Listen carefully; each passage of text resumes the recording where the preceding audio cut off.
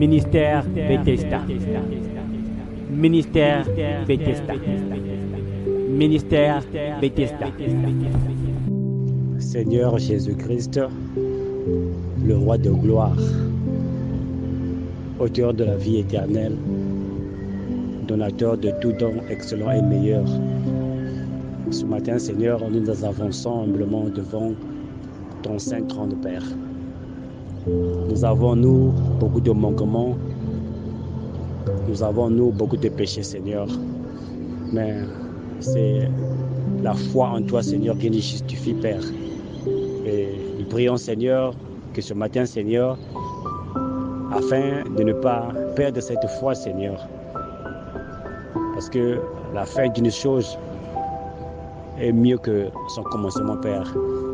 On a peut-être bien commencé, Seigneur, mais en cours de route, Seigneur, avec les pressions de ce monde, on risque, Père, d'être comme Pierre et de se noyer et de ne pas atteindre là où tu es, Seigneur. C'est pour cela, Père, nous prions ce matin que tu nous parles, Seigneur Jésus. Que tu nous parles au travers de la bouche de tes serviteurs et de tes servantes, au travers des chants, des versets, des partages vidéo qui seront faits. Seigneur, que nous puissions encore être alimentés, que notre foi puisse encore davantage croître, Seigneur, afin que nous ne finissons pas en cours de route, Père. Nous ne voulons pas être, Seigneur, comme des masses qui avaient abandonné l'apôtre Paul à cause de l'amour qu'il y avait pour ce monde, Père. Mais nous voulons, Seigneur, être comme Tite, qui s'est attaché, Père bien-aimé, à l'apôtre Paul. Nous voulons être comme l'apôtre Paul qui traitait encore durement, Seigneur, pour ne pas se perdre après avoir gagné ton âme, Seigneur. Oh Jésus, nourris-nous ce matin par sa parole. Seigneur, nous prions que tu rentres au-dedans de nous, Seigneur, et que tu regardes ce qui amène l'imperfection en nous, ce qui amène ce qui ne te plaît pas en nous, Seigneur, puisse encore être ôté de nos vies. Nous nous abandonnons humblement entre tes bonnes mains, au nom de Jésus-Christ. Amen. Bien-aimés de le Seigneur, la parole de Dieu nous enseigne dans le livre de Jean. Et c'est Jésus qui le dit même. Il dit que mes paroles sont esprit et vie. La parole de Dieu a une vie en elle. La parole de Dieu produit de l'effet dans la vie de quelqu'un qui la comprend. Aujourd'hui, à cause de ce que les gens ne ressentent pas, ce que fait la parole de Dieu, beaucoup de frères ne lisent pas la parole. Ils n'ont aucun intérêt, ils n'ont aucun attachement. Ils ne sont pas attirés parce qu'ils ne ressentent pas, ils ne reçoivent pas les avantages qu'octroie la parole de Dieu dans la vie d'une personne qui la comprend. Et cela a beaucoup de causes aussi, bien-aimé le Seigneur, parce que Dieu a donné la responsabilité, il a donné des dons, parce que nous allons dans Éphésiens chapitre 4, à partir du verset 10 ou 9-10, où il dit « Étant monté au ciel, il a fait des dons aux hommes. » Alléluia.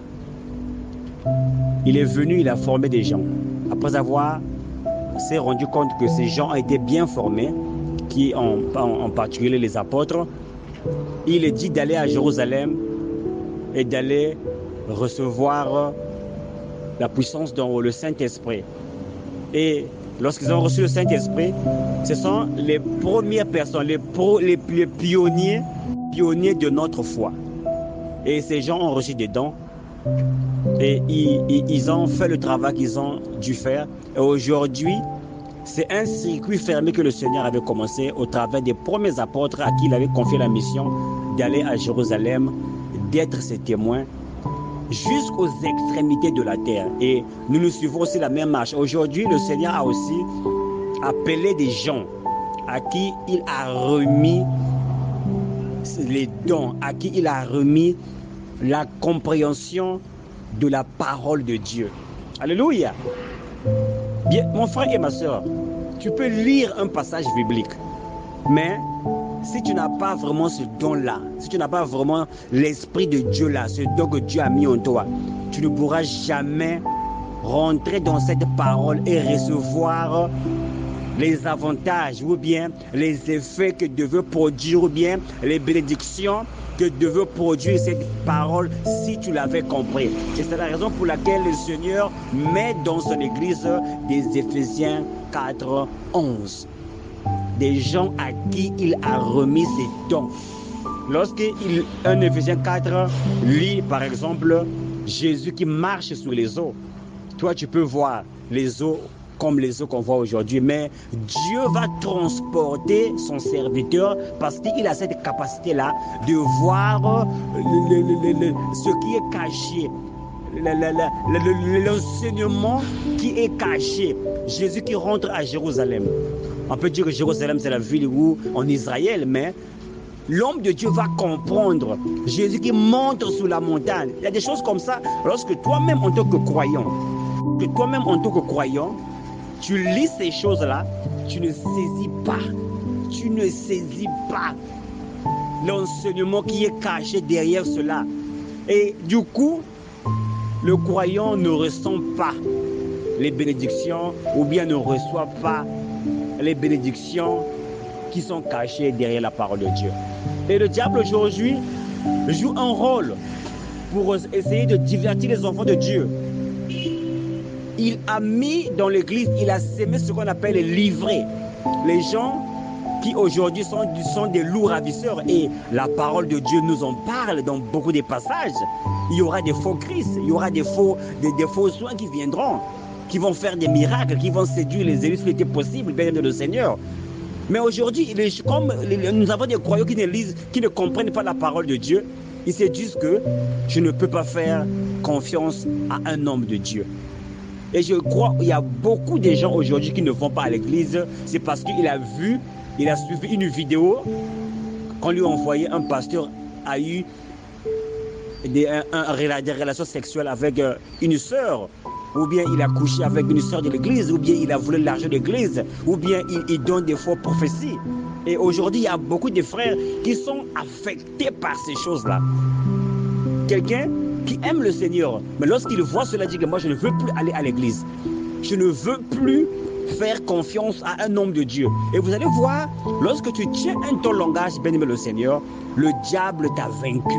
Je dis, lorsque tu tiens ce tel langage, parce que tu as vu un chanteur chrétien, tu as vu un pasteur, un diacre, un évangéliste qui a volé l'argent de l'église, qui a grossi les femmes de l'église, qui a fait des pratiques qui n'honorent pas la parole de Dieu. Du coup, tu te déconnectes des hommes de Dieu. Bien-aimé, Dieu a toujours des témoins sur la terre. Dis, bien-aimé de le Seigneur, Dieu a toujours des témoins sur la terre. Même s'il y a 1000 hommes de Dieu qui sont faux, je crois, bien-aimé de le Seigneur, comme ce que le Seigneur a dit à Élie, lorsqu'Élie se disait, Seigneur, je suis resté seul. Dieu lui a dit, non, Élie, il y a encore 7000 qui n'ont pas fléchi les genoux devant Baal. Bien-aimé, je vous dis qu'il y a encore des hommes de Dieu authentiques sur la terre. Parce que la Bible déclare que lorsque le maître de la moisson a sémé la bonne sémence, l'ennemi aussi est venu, il a sémé l'ivraie. Matthieu chapitre 13. Donc, il y a l'ivraie qui est sémé au sein de l'église. Et ce que nous voyons aujourd'hui, c'est chaos, ce désordre, ces escroqueries, ces voleurs de l'église, ces magiciens, ces francs-maçons de l'église. Mais souvenez-vous aussi, le Seigneur a aussi sémé la bonne sémence, qui sont ceux qui n'ont pas fléchi les genoux devant Baal. Les gens qui se tiennent sous la parole de Dieu, les hommes de Dieu qui vivent la parole de Dieu. Bien-aimés, ce matin, le Seigneur se dresse à quelqu'un qui s'est peut-être découragé. C'est parce que un pasteur l'avait escroqué. C'est parce qu'un pasteur avait grossi sa fille, ou bien lui avait fait la cour. Et à partir de ce moment-là, tu as décidé de ne plus faire confiance à un homme de Dieu. Dieu a encore des témoins sur la terre. Je répète, Dieu a encore des témoins sur la terre. Dieu ne manque jamais un témoin. Il y a encore des hommes de Dieu authentiques, des gens qui ont peur de Dieu, des gens qui respectent le Seigneur, des gens qui vivent la parole du Seigneur. Il y en a encore sur la terre. Ce que nous voyons aujourd'hui dans l'église, comme je vous ai dit, c'est normal. Ce sont des prophéties qui s'accomplissent. L'apôtre Paul dit, il y a des gens qui viennent prêcher à cause de leur ventre, parce qu'ils ont besoin d'argent. Il y a des gens qui viennent prêcher, c'est parce que ce sont des agents du diable. Ils viennent pour s'aimer la discorde, ou viennent pour s'aimer la fausse sémence dans le cœur des enfants de Dieu. Et du coup, lorsque tu n'as plus confiance aux serviteurs de Dieu, comme je vous ai dit, les gens que Dieu a mandatés pour nous décortiquer la parole, du coup, bien-aimé le Seigneur, tu manques beaucoup de choses. Je vais vous prendre un exemple. Dans le livre des Actes, lorsque l'eunuque éthiopien, il avait avec lui la parole, l'eunuque éthiopien lisait la parole, mais est-ce que l'eunuque éthiopien comprenait ce qu'il lisait? C'est la question qu'on doit se poser. Et aujourd'hui, toi aussi tu lis la parole, mais est-ce que tu reçois la bénédiction que la parole de Dieu cache? Tu as dû lire un passage où on voit Adam avec Ève qui mange la pomme. Est-ce que tu comprends c'est quoi la pomme? Mais l'homme de Dieu va comprendre c'est quoi la pomme. Et quand il va te décortiquer cela, cette parole va avoir de l'effet dans ta vie. Là, cette parole va te nourrir parce que tu comprends le sens propre de c'est quoi la pomme. Parce que Dieu parle des allégories, comme dit le pasteur Théo. Dieu parle par des situations. La hache qui tombe dans l'eau, l'huile qu'on met dans les vases. Tu peux lire ces choses-là et à un moment donné, tu t'ennuies. Tu t'ennuies parce que tu ne comprends pas le dragon qui a des cornes.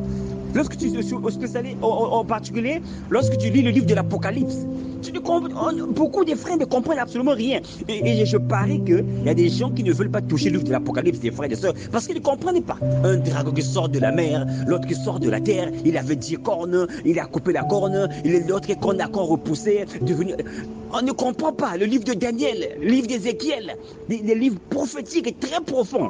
Mais lorsque celui qui a un don de Dieu, alléluia, celui à qui Dieu a mandaté, un véritable Élie, celui qui n'a pas fléchi le genou devant Baal, lorsqu'il va prendre le livre d'Apocalypse, Seigneur, lorsqu'il va te décortiquer cela, tu vas sentir quelque chose en toi, tu vas être béni parce qu'il a été fait pour ça. Revenons sur l'eunuque éthiopien. C'est le type de toi et moi. On a la Bible dans nos fonds. On a la Bible dans nos maisons. Mais lorsque tu la lis, tu ne comprends pas ce que tu lis. Du coup, tu ne reçois pas ce que la parole de Dieu devait t'accorder. Et il a fallu que le Seigneur envoie Pierre. Et Étienne, si je me parle, c'est mes excuses. Il envoie un mandaté céleste. Quelqu'un qui a en lui, alléluia, cette capacité de lui décortiquer la parole. Il lui a demandé, est-ce que tu lis, est-ce que tu comprends ce que tu lis? C'est la question aussi que je voudrais poser à quelqu'un ce matin. Est-ce que tu comprends le livre d'Apocalypse? Est-ce que tu comprends le livre d'Ézéchiel? Est-ce que tu comprends la roue dans la roue? Est-ce que tu comprends les chérubins? Est-ce que tu comprends le livre d'Apocalypse ou bien le livre de Daniel? Et lorsque Pierre, ou bien, mes excuses, lorsque le serviteur de Dieu qui était Étienne, lui décortique la parole, c'est lorsqu'il l'éduc éthiopien reçoit la révélation de ce qu'il a lu et qui a été décortiqué par l'homme de Dieu. Qu'est-ce qui s'est passé? Il a accepté, il a voulu se faire baptiser parce qu'il a compris. Parce que lorsqu'il lisait cela, il ne comprenait pas. Quand on parlait de l'agneau qu'on a mené à l'abattoir, il ne comprenait pas. Il pensait peut-être que l'agneau là qu'on prend, c'est celui qu'on achète chez les Wara, pendant la tabaski, et qu'on égorge pour avoir de la viande. Mais il ne savait pas que c'était le Seigneur Jésus dont on parlait. Mais lorsqu'il a compris cela, que l'agneau c'est Jésus qui a pris notre place, il a compris cela, il a accepté d'être baptisé, il a voulu se faire baptiser. Vous voyez, cette parole qui a été décortiquée, cette parole qui a été développée, qui a été le rouleau a été ouvert. Alléluia. Il a reçu la révélation de ce qu'il lisait. Cela a conduit à une repentance, cela a conduit, bien aimé de le Seigneur, à ce qu'il se fasse baptiser. Voilà le rôle des serviteurs que Dieu a envoyés au milieu de nous. Étant monté au ciel, il a fait des dons aux hommes. Ne suivez pas ce que le diable est en train de nous dire aujourd'hui pour les frères et les sœurs qui ne font plus confiance aux hommes de Dieu. Je veux rester à la maison. Je veux lire ma Bible. Ces hommes de Dieu sont là seulement pour la dîme, sont là seulement pour les offrandes, ils sont là seulement pour l'argent, sont là seulement pour s'enrichir. Bien aimé, ce n'est pas tous les hommes de Dieu qui sont là pour s'enrichir. Il y a des gens que Dieu mandate, qui prêchent la parole, qui ne demandent absolument rien. Mais Dieu qui est leur patron prend soin d'eux. Lorsqu'ils ont besoin de quelque chose, bien aimé, moi je crois qu'un véritable serviteur de Dieu n'a pas besoin de demander l'argent à la congrégation. Oh frère, il faut payer ma maison. Ce n'est pas l'église qui t'a envoyé. Ce n'est pas les frères et les sœurs qui t'ont envoyé, mais c'est le Seigneur qui t'a envoyé. Lorsque Dieu donne une vision, il donne de la provision, parce que la vision appartient au Seigneur. Tu ne peux pas la commander par-ci, par-là. Si Dieu envoie un homme de Dieu, Dieu lui-même va prendre soin de lui. Il va toucher les cœurs des gens pour soutenir son œuvre, parce que c'est l'œuvre de Dieu. Oh, il faut donner l'argent pour payer les bâtiments, pour payer l'argent pour acheter les instruments. Non, mon frère. Prions au Seigneur de nous révéler la personne qu'on doit se marier. Un homme que tu vois, est-ce que Seigneur, c'est l'homme que tu veux que je marie? La femme que tu vois, on devait aussi faire la même chose. Seigneur, est-ce que cet homme de Dieu, celui que tu as envoyé pour me nourrir, est-ce que c'est lui mon mari spirituel? Au lieu de mettre tous les hommes de Dieu dans le même panier, au lieu de mettre tous les hommes de Dieu comme le pain de la même farine, ou le pain de la même boulangerie, du coup nous manquons les vrais hommes de Dieu que Dieu a envoyés, qui ont cette capacité de nous bénir en décortiquant la parole de Dieu, bien-aimé dans le Seigneur. Dieu ne manque jamais de témoins sur la terre.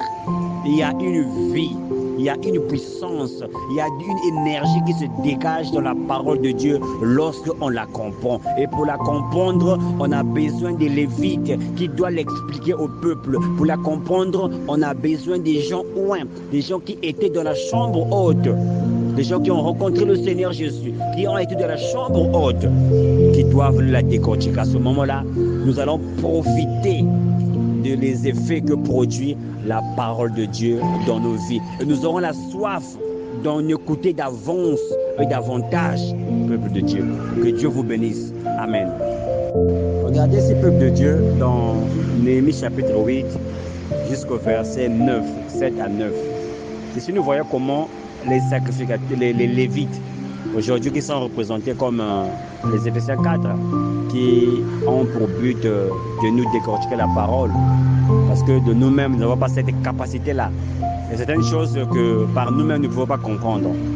Et ça, c'est leur but, c'est de nous décortiquer la parole.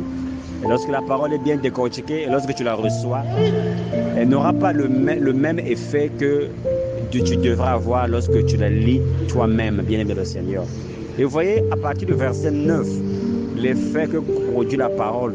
La Bible dit, car tout le peuple pleurait en écoutant les paroles de la loi. Ce qui arrive à beaucoup de gens qui sont dans ce groupe, ils lisent seulement une simple écriture. C'est parce qu'il reçoit la révélation de ce qu'il lit. C'est parce que cette écriture lui a été éclairée. Cette personne commence à pleurer. C'est ce que produit la parole de Dieu lorsqu'on la comprend. Elle produit quelque chose à l'intérieur de toi. Elle amène à la repentance.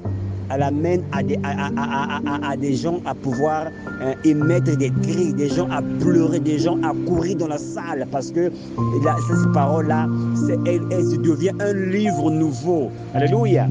Tu ne vois plus un serpent, tu ne vois plus une pomme, tu ne vois plus une montagne, tu ne vois plus Jérusalem, mais tu vois des révélations, des enseignements cachés derrière ces paroles-là. Et cela s'applique parfois directement à ta propre vie. Et cela crée en toi des émotions, parce que l'émotion est créée lorsque tu as la révélation de ce que tu lis, lorsque tu comprends ce que tu lis, bien aimé le Seigneur. Nous devons faire confiance aux hommes de Dieu. Ou bien prier au Seigneur de nous révéler, parce que beaucoup d'entre nous qui voulons nous engager dans le mariage, Ministère Bethesda. Ministère Bethesda. Ministère Bethesda.